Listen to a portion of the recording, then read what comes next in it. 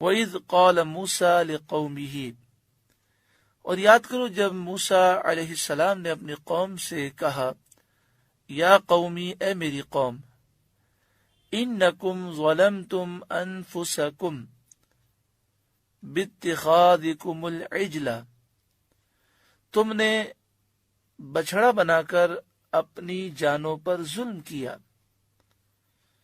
یعنی موسیٰ علیہ السلام نے اپنی قوم سے فرمایا کہ میری قوم، تم نے بچھڑے کو خدا سمجھ کر، معبود سمجھ کر اور اس کی پوجا کر کے اپنے آپ کو برباد کیا ہے، تم مرتد ہو گئے ہو۔ کیونکہ ایک مسلمان اگر شرک کرے، کفر کرے، تو وہ کافر ہو جاتا ہے، مرتد ہو جاتا ہے۔ فَتُوبُوا إِلَىٰ بَارِئِكُمْ، تو اپنے پیدا کرنے والے کی طرف رجوع لاؤ، یعنی رب کی بارگاہ میں رجوع لاؤ، اس سے معافی مانگو۔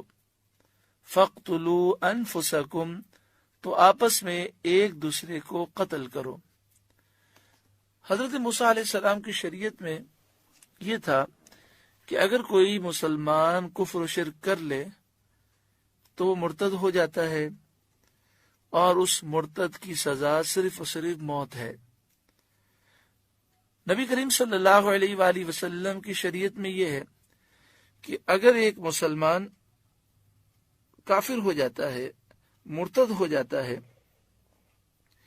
تو پھر اسے مہلت دی جائے گی۔ اگر وہ 3 دن میں اسلام قبول کر لے تو پھر اسے قتل نہیں کیا جائے گا اور اس کے اسلام کو قبول کیا جائے گا۔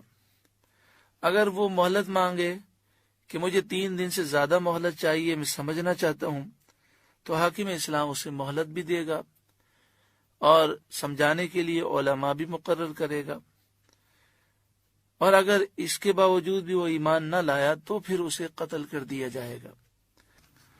محترم پیارے بھائیوں، یہ جو مرتد کی سزا کا حکم بیان کیا گیا، اور یہ بیان کیا گیا کہ وہ توبہ کر لے گا، دوبارہ ایمان لے آئے گا، تو اسے قتل نہیں کیا جائے گا، یہ عام مرتد کا حکم ہے۔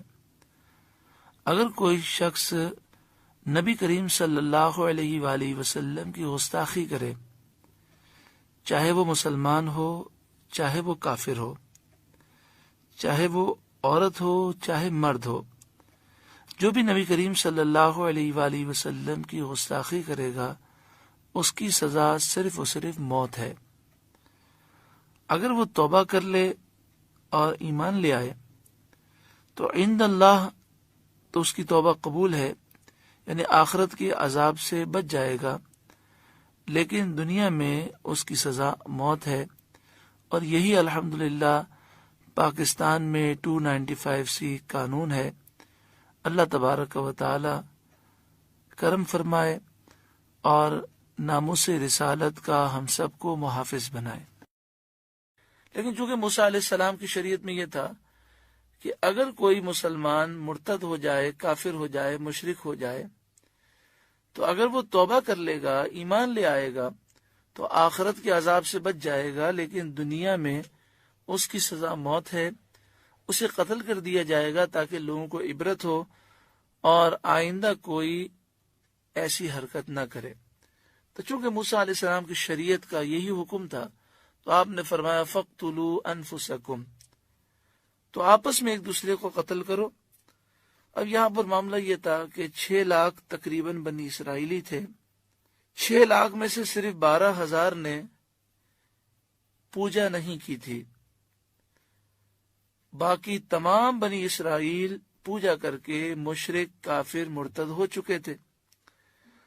اب حضرت موسیٰ علیہ السلام کے واپس آنے پر انہوں نے توبہ کی، دوبارہ مسلمان ہو گئے۔ اب ان کے اصول کے مطابق، شریعت کے مطابق قاعدہ تو یہی تھا کہ سب کو قتل کر دیا جائے، تو اس طرح بنی اسرائیل کی تعداد صرف 12,000 بچتی تھی اور ساری قوم اس جرم میں قتل کر دی جاتی۔ تو حضرت موسیٰ علیہ السلام اور حضرت ہارون نے رب کی بارگاہ میں دعا کی، اے مالک تو کرم فرما دے۔ صبح سے لے کر شام تک ان بنی اسرائیل کو قتل کیا گیا جنہوں نے شرک کیا تھا۔ انہیں یہ حکم ہوا کہ وہ اپنی گردنیں جھکا دیں، تو وہ گھٹنے کے بل کھڑے ہوئے اور اپنی گردن کو آگے جھکایا، اور 12,000 وہ افراد جنہوں نے شرک نہیں کیا تھا، بچڑے کی پوجا نہیں کی تھی، وہ ہاتھ میں تلواریں لے کر آئے اور ان کی گردنیں اڑاتے رہے۔ صبح سے لے کر شام تک تقریباً 70,000 بنی اسرائیل مار دیے گئے۔ حضرت موسیٰ علیہ السلام، حضرت ہارون دعائیں کرتے رہے۔ اللہ تعالیٰ نے کرم فرمایا اور فرمایا کہ جو قتل ہو گئے انہیں اللہ نے شہادت کا رتبہ عطا فرمایا، اور جو باقی بچ گئے اللہ تبارک و تعالیٰ نے ان کی توبہ قبول فرمائی۔